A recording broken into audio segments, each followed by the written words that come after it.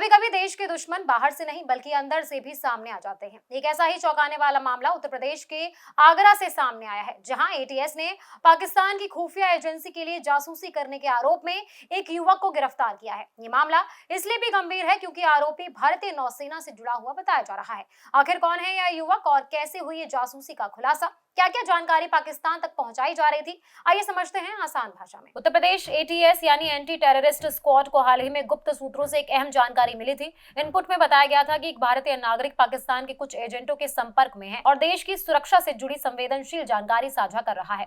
सूचना मिलते ही एटीएस की टीम सक्रिय हो गई और तकनीकी निगरानी के साथ साथ जमीन पर भी जांच शुरू कर दी गई। कई दिनों तक चली गुप्त जांच और निगरानी के बाद एटीएस आगरा जिले के कागारौल थाना क्षेत्र के चीतापुर गाँव के रहने वाले 24 साल के युवक आदर्श कुमार उर्फ लकी पर शक हुआ। जांच आगे बढ़ी तो इसके खिलाफ कई अहम सबूत सामने आए। इसके बाद एटीएस ने 10 मार्च को उसे गिरफ्तार कर लिया। गिरफ्तारी के बाद आरोपी को अदालत में पेश किया गया, जहां से उसे न्यायिक हिरासत में जेल भेज दिया गया है। अधिकारियों का कहना है कि ये मामला देश की सुरक्षा से जुड़ा हुआ है, इसीलिए इसकी जांच बेहद गंभीरता से की जा रही है। एटीएस के मुताबिक आरोपी आदर्श कुमार पाकिस्तान की खुफिया एजेंसी के हैंडलर्स के संपर्क में था। वो उन्हें सैन्य गतिविधियों से जुड़ी गोपनीय जानकारी भेजता था। आरोप है कि उसने युद्धपोतों की स्थिति, सैन्य गतिविधियों की तस्वीरें और बाकी संवेदनशील डेटा भी पाकिस्तानी एजेंटों को मुहैया कराया था। जांच के दौरान एटीएस को आरोपी के पास से कई डिजिटल सबूत भी मिले। इनमें मोबाइल फोन, चैट रिकॉर्ड और कुछ संदिग्ध फाइलें शामिल बताई जा रही हैं। इन सबूतों के आधार पर एजेंसी ये पता लगाने की कोशिश कर रही है कि इस जासूसी नेटवर्क में और कौन-कौन लोग शामिल हो सकते हैं।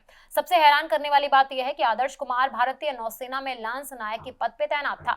वो दक्षिणी नेवल कमांड कोच्चि में कार्यरत था। बताया जा रहा है कि उसकी भर्ती फरवरी 2020 में भारतीय नौसेना में हुई थी। जांच में यह भी सामने आया कि हाल ही में 19 फरवरी को उसकी शादी मथुरा जिले में हुई थी। शादी के बाद वो अपनी पत्नी के साथ हनीमून मनाने दुबई गया था। अब एटीएस उसकी दुबई यात्रा और वहां के संपर्कों की भी जांच कर रही है, ताकि ये पता लगाया जा सके कि कहीं इस मामले का कोई अंतर्राष्ट्रीय कनेक्शन तो नहीं है। फिलहाल एटीएस आरोपी से जुड़े हर पहलू की गहराई से जांच कर रही है। अधिकारी ये भी पता लगाने की कोशिश कर रहे हैं कि वो कब से पाकिस्तानी एजेंटों के संपर्क में था और उसने अब तक कितनी संवेदनशील जानकारी साझा की है। आने वाले दिनों में इस मामले में और कई बड़े खुलासे हो सकते हैं। फिलहाल सुरक्षा एजेंसियां पूरी सतर्कता के साथ इस पूरे नेटवर्क की तह तक पहुंचने की कोशिश कर रही हैं।